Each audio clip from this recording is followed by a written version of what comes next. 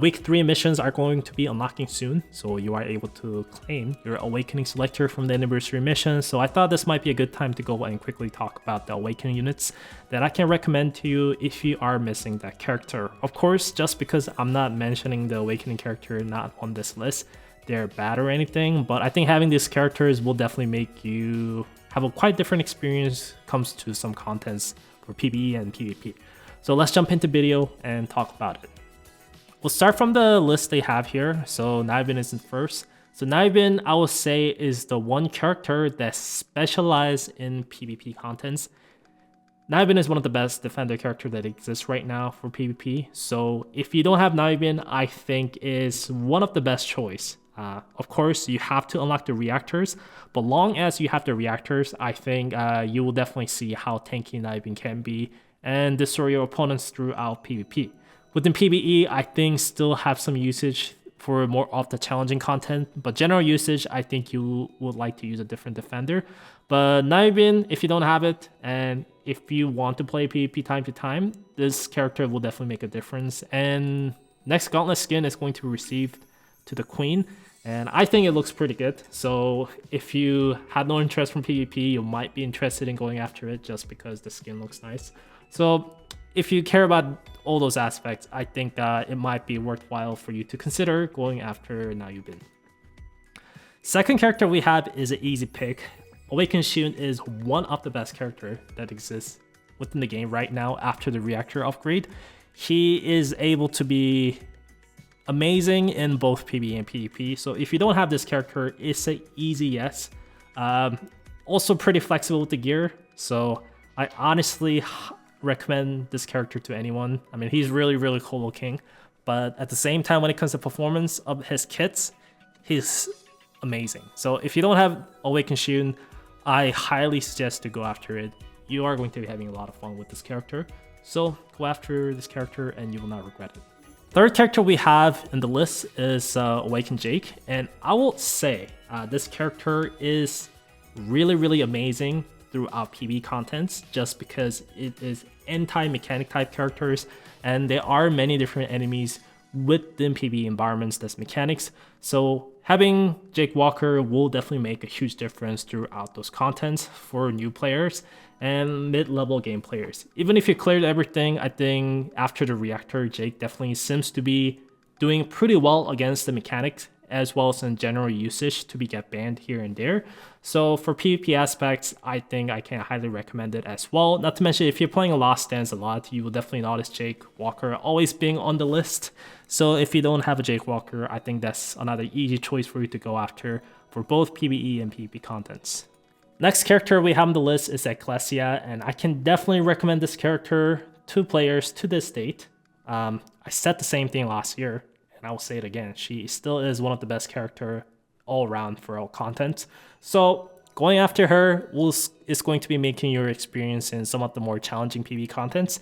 And PvP, whenever she's available, she is going to be doing really well, despite a lot more lower cost character came out to mode on Defender. But I think she still is really amazing to this date. So I don't think you will regret going after Eccelesia. Next character we have is Eve, and she still is one of the best DPS character for PvE contents. And I think she is still amazing in PvP time to time depending on the week. So I can highly recommend this character if you don't have it. It's no-brainer pick as well, kind of like Awaken Shiyoon. So go after her, and she should be able to carry you through many different aspects of the game. Next character I can recommend is Minstra. She is one of the best ranger to this date when it comes to PvP contents, and she just continues to be because her debuff is so amazing. So I highly recommend this character when it comes to PvP contents as well. For PvP areas, I think she is definitely playable and still good depending on the week and such due to her debuff mechanics. So for 5 costs and debuff and amount of kind of damage she can do for 5 costs, I think she's just no-brainer pick. And also her skin is one of my favorites, so I highly recommend this character for sure.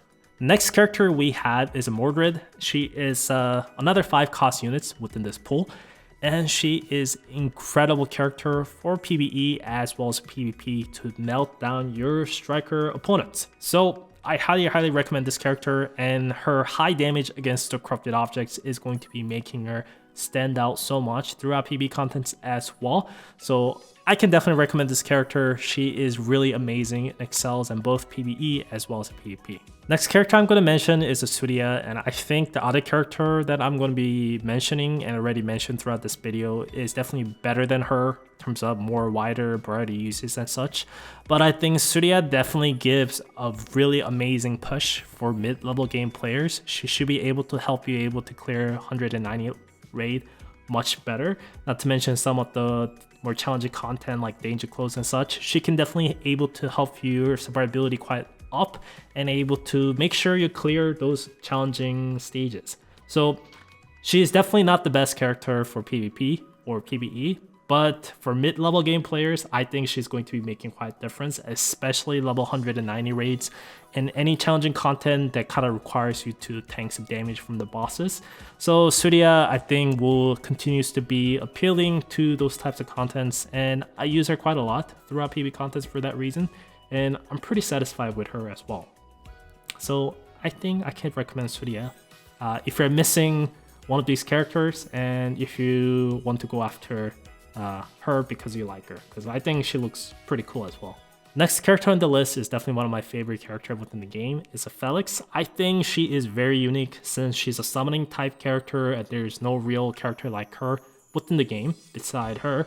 And not to mention that her performance is amazing for both PvE as well as the PvP. So it's a no-brainer character.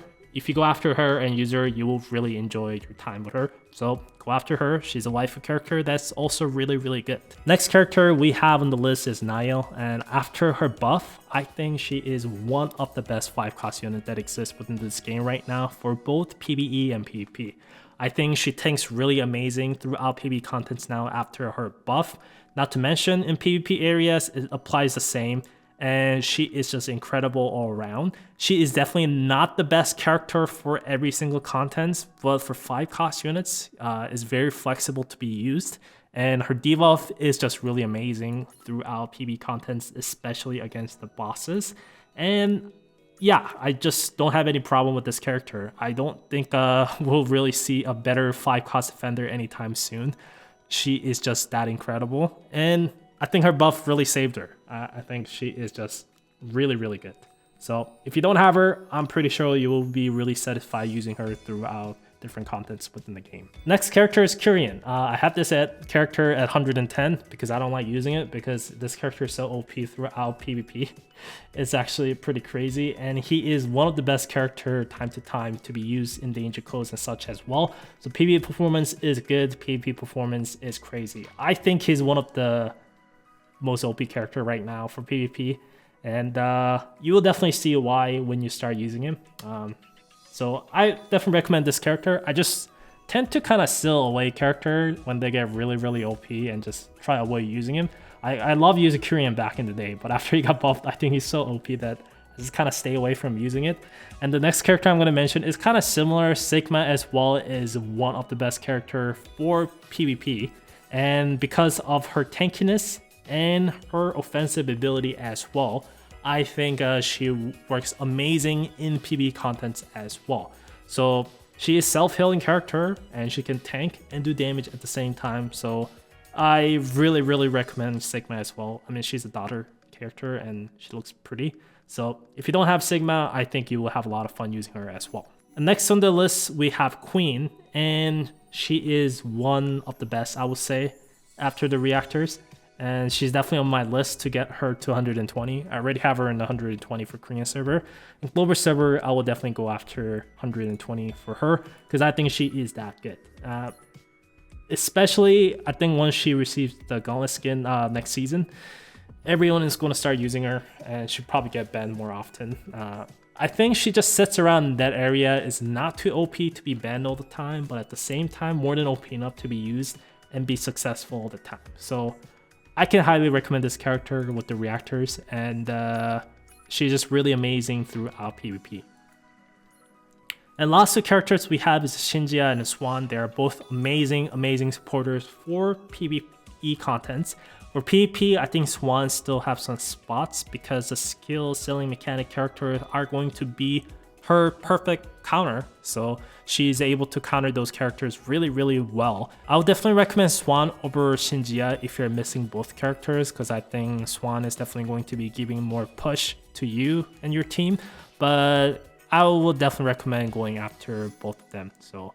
But yeah, that is pretty much it for the characters I can recommend. I can go on forever and talk about the other characters I didn't mention in this video. For example, Yuna is one of the best characters for PvP. Soyun seems to be working really well in certain situation PvE as well as PvP with the healing reflux.